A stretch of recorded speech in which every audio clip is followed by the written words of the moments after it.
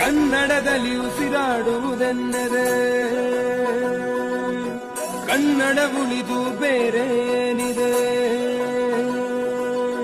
ತಿರುಗೋ ಭೂಮಿಗೆ ಗೊತ್ತು ಕನ್ನಡಕ್ಕಿರುವ ಗತ್ತು, ಕ್ರಾಂತಿಗೆ ತಿಲಕವನಿಟ್ಟ ನಾಡು ನನ್ನದು. ಕನ್ನಡ ತಾಯಿಗೆ ಜನ್ಮವೇ.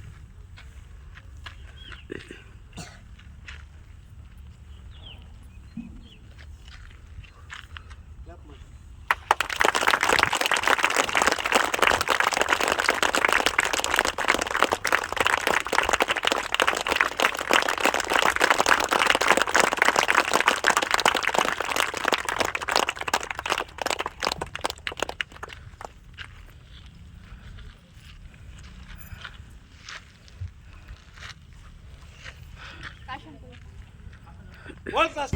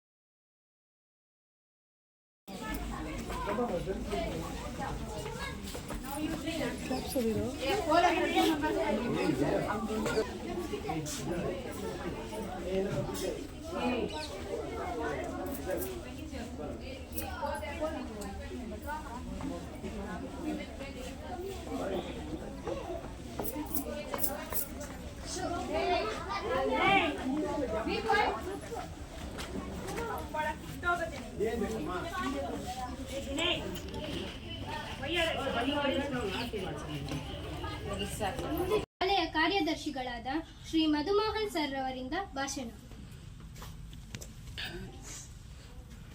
ಇವತ್ತಿನ ಒಂದು ಸೂಕ್ತವಾದ ಒಂದು ದಿನವಾದ ನಮ್ಮ ಕನ್ನಡ ರಾಜ್ಯೋತ್ಸವ 70ನೇ ರಾಜ್ಯೋತ್ಸವದ ಒಂದು ಆಚರಣೆಯನ್ನು ಈ ನಮ್ಮ ಶಾಲೆಯ ಆವರಣದಲ್ಲಿ ವಿಜೃಂಭಣೆಯಿಂದ ನಾವು ಆಚರಿಸ್ತಾ ಇದ್ದೀವಿ.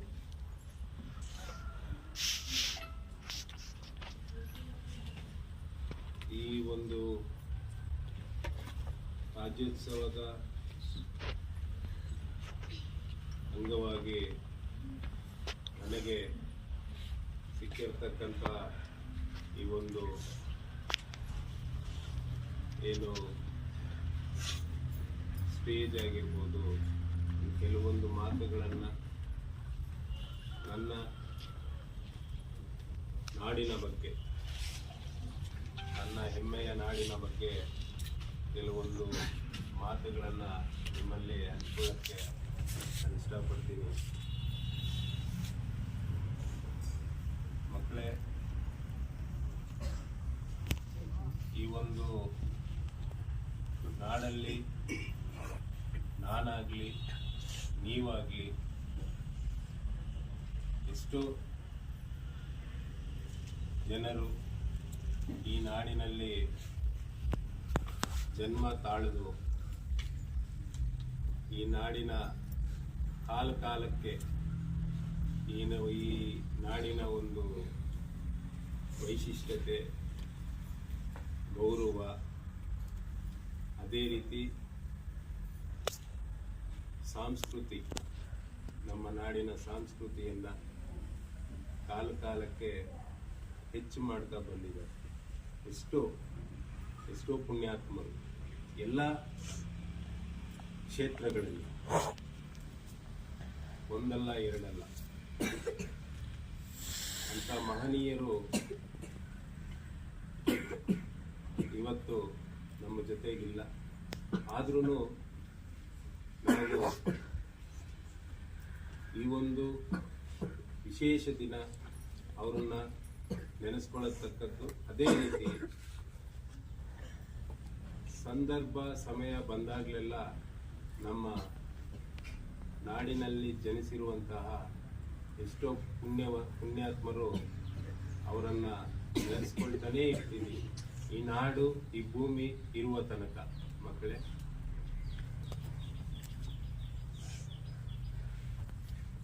ಹಾಗೆ ಏನಂತ ಹೇಳ್ಬೇಕು ಈ ನಾಡಿನ ಬಗ್ಗೆ, ಹೆಂಗ್ ಹೊಗಳಬೇಕು, ನಾವೇನೂ ಇಲ್ಲ. ಈ ನಾಡು ಇಡೀ ಒಂದು ನಮ್ಮ ದೇಶಕ್ಕಲ್ಲ, ಇಡೀ ಪ್ರಪಂಚಕ್ಕೇ ಒಂದು ಮಾದರಿ ಇದೆ. ಇಡೀ ಪ್ರಪಂಚದಲ್ಲಿ ನಮ್ಮ ನಾಡನ್ನ ಒಂದು ವಿಶಿಷ್ಟವಾಗಿ ನೋಡ್ತಾರೆ. ಒಂದು ಸಿಲಿಕಾನ್ ಸಿಟಿ ಅಂತ ಇವತ್ತು ಏನು ಇಡೀ ಪ್ರಪಂಚದಲ್ಲಿ ಸಿಲಿಕಾನ್ ಸಿಟಿ ಯಾವುದು ಅಂತಂದ್ರೆ ಕರ್ನಾಟಕ, ಬೆಂಗಳೂರು ಅಂತ. ಸೊ ಅಂತ ಒಂದು ಪ್ರಸಿದ್ಧವಾದ ನಾಡು ನಮ್ಮದು. ಕೆಲವೊಂದು ನಾನು ಇತ್ತೀಚಿನ ದಿನಗಳಲ್ಲಿ ಕೆಲವೊಂದು ವಿದ್ಯಮಾನಗಳಾಗಿರ್ಬೋದು, ಕೆಲವೊಂದು ಬದಲಾವಣೆಗಳಾಗಿರ್ಬೋದು ನಮ್ಮ ರಾಜ್ಯದಲ್ಲಿ, ನಮ್ಮ ರಾಜಧಾನಿಯಾದ ಬೆಂಗಳೂರಿನಲ್ಲಿ ಈ ಕೆಲವೊಂದು ಹೊರ ರಾಜ್ಯದವರು ನಮ್ಮ ನಾಡಿಗೆ ಅವರ ಒಂದು ಜೀವನ ಕಟ್ಕೊಳ್ಳೋಕ್ಕೋಸ್ಕರ ಬಂದು ನಮ್ಮ ನಾಡನ್ನೇ, ನಮ್ಮ ನಾಡಿನ ಸಂಸ್ಕೃತಿಗಳನ್ನೆಲ್ಲ ಒಂಥರ ಅವಮಾನಕರವಾಗಿ ನಡ್ಕೊಳ್ಳೋದು, ಇಂಥವೆಲ್ಲ ನಡೀತಾ ಇದೆ. ಸೋಷಿಯಲ್ ಮೀಡಿಯಾದಲ್ಲಿ ತುಂಬ ಇದರ ಒಂದು ಚರ್ಚೆಗೆ ಕಾರಣವಾಗ್ತಾ ಇದೆ. ಸೊ ನಾನು ಹೇಳೋದೇನು ಅಂದರೆ, ಮಕ್ಕಳೇ, ಯಾರೇ ಆಗಲಿ, ಯಾವುದೇ ರಾಜ್ಯದವರಾಗಲಿ, ನೀವು ಮುಂದಿನ ದೇಶ ಕಟ್ಟುವವರು, ಮುಂದಿನ ಪ್ರಜೆಗಳು ನೀವೆಲ್ಲ. ನಿಮಗೂ ಒಂದಲ್ಲ ಒಂದು ಸಂದರ್ಭದಲ್ಲಿ ಇಂಥ ಕೆಲವೊಂದು ಘಟನೆಗಳು ನಿಮ್ಮ ಕಣ್ಮುಂದೆ ಬರುತ್ತೆ. ನಾನು ನಿಮಗೆ ಹೇಳೋದಿಷ್ಟೇ ಮಕ್ಕಳೇ, ಯಾವುದೇ ರಾಜ್ಯದವರು ನಿಮ್ಮ ನಿಮ್ಮ ನಿಮ್ಮ ಸ್ನೇಹಿತರಾಗ್ಬೋದು ಅಥವಾ ನಿಮಗಿಂತ ಮೇಲಧಿಕಾರಿಗಳಾಗ್ಬೋದು ಅಥವಾ ನಿಮ್ಮ ಸಹ ಉದ್ಯೋಗಿಗಳಾಗ್ಬೋದು, ಯಾರೇ ಇರಲಿ, ನಮ್ಮ ರಾಜ್ಯದ ಒಂದು ಸಂಸ್ಕೃತಿಗಾಗಲಿ ನಮ್ಮ ರಾಜ್ಯವನ್ನು ಕೆಡಗಣಿಸುವಂಥ ಒಂದು ಮಾತುಗಳನ್ನು, ಅವರ ಒಂದು ನಡತೆಗಳು ಏನಾದರೂ ಕಂಡು ಬಂದಲ್ಲಿ ಅದನ್ನು ಗೌರವಾನ್ವಿತವಾಗಿ ಒಂದು ಅರ್ಥಪೂರ್ಣವಾಗಿ ಅದನ್ನು ಸರಿಪಡಿಸ್ಕೊಂಡು ಎಲ್ಲೇ ನಮ್ಮ ಒಂದು ನಾಡನ್ನು, ನಮ್ಮ ನಾಡಿನ ಗೌರವವನ್ನು ಕಮ್ಮಿ ಆಗದಂಗೆ ನೀವೆಲ್ಲ ಮಾಡ್ತೀರಾ ಅಂತ ನಾನು ಭಾವಿಸ್ತೀನಿ. ಏನಕ್ಕೆ ಕೇಳ್ತಾ ಇದ್ದೀವಿ ಅಂದರೆ, ಈ ಮಾತುಗಳು ಮುಂದಕ್ಕೆ ತುಂಬ ಕಷ್ಟ ಇದೆ. ನಿಮ್ಮ ಒಂದು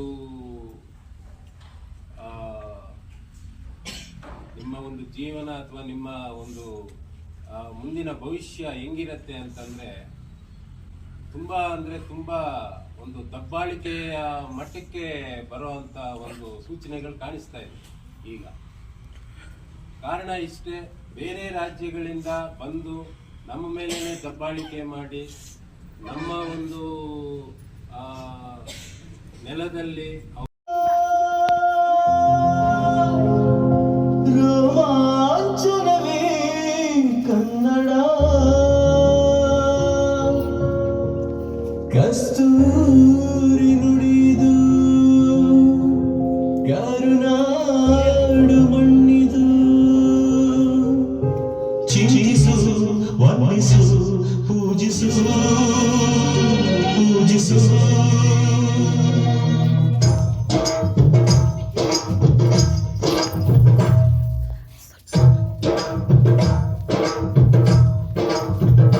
ಈ ಕನ್ನಡ ಮಣ್ಣನ್ನು ಮರಿಬೇಡ ಓ ಅಭಿಮಾನಿ, ಓ ಅಭಿಮಾನಿ. ಈ ಮಣ್ಣಿನ ಹೆಣ್ಣನ್ನು ಜರಿಬೇಡ ಓ ಅಭಿಮಾನಿ, ಓ ಅಭಿಮಾನಿ.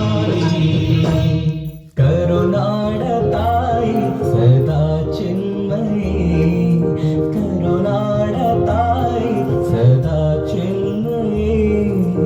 ಈ ಪುಣ್ಯ ಭೂಮಿ ನಮ್ಮ ದೇವಾಲಯ, ಪ್ರೇಮಾಲಯ ಈ ದೇವಾಲಯ.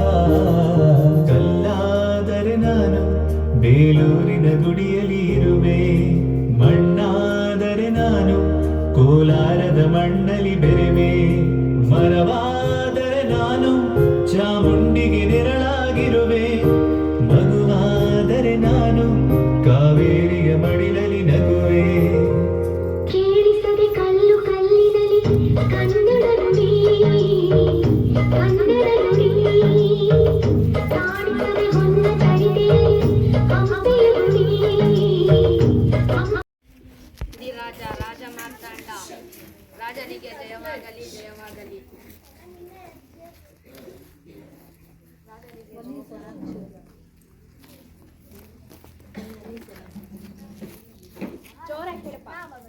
ಇಂದು ನಮ್ಮ ರಾಜ್ಯಕ್ಕೆ, ಇಂದು ನಮ್ಮ ಅರಮನೆಗೆ ಸಂಗೀತ ವಿದ್ವಾಂಸರು ಬಂದಿದ್ದಾರೆ. ಯಾರಲ್ಲಿ? ಅವರನ್ನು ಕರೆತನ್ನಿ.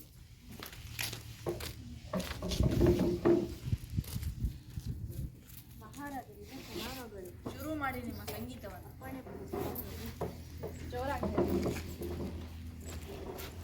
ಹೂವಿನ ಬಾಣದಂತೆ, ಯಾರಿಗೂ ಕಾಣದಂತೆ, ಹಾಡಿನ ಸಾಲಿನಲ್ಲಿ ಮೂಡಿದ ಪ್ರಾಣದಂತೆ, ಚೇತನವಾದಂತೆ ಬಂದೆ ನೀನು. ನೀ ಬಂದ ಮೇಲೆ ಬಾಕಿ ಮಾತೇನು? ಹಾ ಹಾ. ಆಹಾ, ಎಂತ ಸುಮಧುರವಾದ ಸಂಗೀತ. ಭಟ್ರೆ, ಅಪ್ಪಣೆ ಮಹಾಪ್ರಭು. ಇನ್ನು ಮುಂದೆ ನನ್ನ ರಾಜ್ಯದ ಪ್ರಜೆಗಳೆಲ್ಲರೂ ಸಂಗೀತದ ಮುಖಾಂತರ ಮಾತನಾಡಬೇಕೆಂದು ದಂಗೂರ ಬಾರಿಸಿ. ಅಪ್ಪಣೆ ಮಹಾಪ್ರಭು. ಎಲ್ರಪ್ಪೋ ಕೇಳಿ, ಎಲ್ರಪ್ಪೋ ಕೇಳಿ, ಎಲ್ರಪ್ಪೋ ಕೇಳಿ. ಇನ್ನು ಮುಂದೆ ನಮ್ಮ ರಾಜ್ಯದ ಎಲ್ಲಾ ಪ್ರಜೆಗಳು ಸಂಗೀತದ ಮುಖಾಂತರ ಮಾತನಾಡಬೇಕೆಂದು ಮಾತನಾಡಬೇಕೆಂದು ಮಹಾರಾಜರ ಆಜ್ಞೆಯಾಗಿದೆ.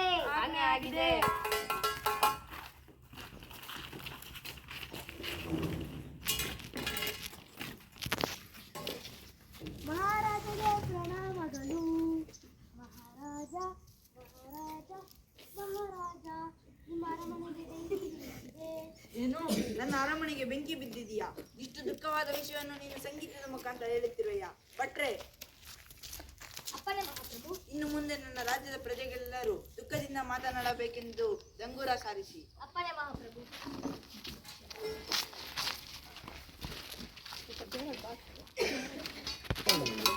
ಎಲ್ರಪ್ಪೋ ಕೇಳಿ.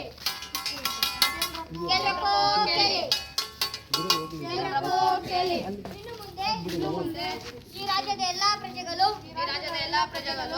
ದುಃಖದಿಂದ ಮಾತನಾಡಬೇಕೆಂದು ಮಹಾರಾಜರ ಆಜ್ಞೆಯಾಗಿದೆ.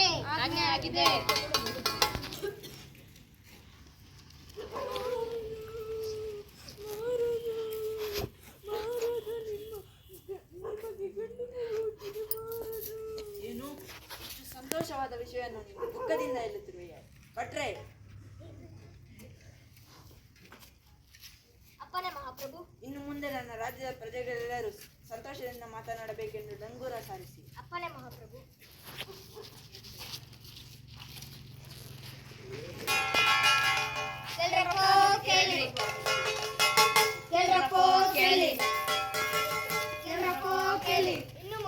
ಇನ್ನು ಮುಂದೆ ಈ ರಾಜ್ಯದ ಎಲ್ಲಾ ಪ್ರಜೆಗಳು ಸಂತೋಷದಿಂದ ಮಾತನಾಡಬೇಕೆಂದು ಮಹಾರಾಜರ ಆಜ್ಞೆಯಾಗಿದೆ.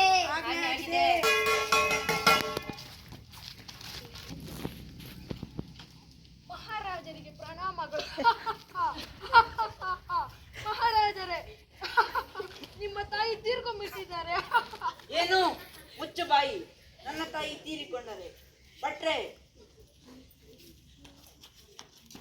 ಅಪ್ಪಣೆ ಮಹಾಪ್ರಭು. ಇನ್ನು ಮುಂದೆ ನನ್ನ ರಾಜ್ಯದ ಪ್ರಜೆಗಳೆಲ್ಲರೂ ಸಮಯಕ್ಕೆ ತಕ್ಕಂತೆ ಅರ್ಥಕ್ಕೆ ಅನುಕೂಲವಾಗಿ ಮಾತನಾಡಬೇಕೆಂದು ಡಂಗೂರ ಸಾರಿಸಿ. ಅಪ್ಪಣೆ ಮಹಾಪ್ರಭು.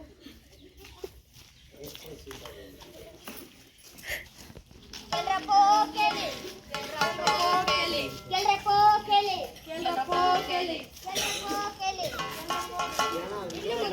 ಇನ್ನು ಮುಂದೆ ಈ ರಾಜ್ಯದ ಎಲ್ಲಾ ಪ್ರಜೆಗಳು ಅರ್ಥಕ್ಕೆ ತಕ್ಕಂತೆ ಸಮಯಕ್ಕೆ ಅನುಗುಣವಾಗಿ ಮಾತನಾಡಬೇಕೆಂದು ಮಹಾರಾಜರ ಆಜ್ಞೆಯಾಗಿದೆ.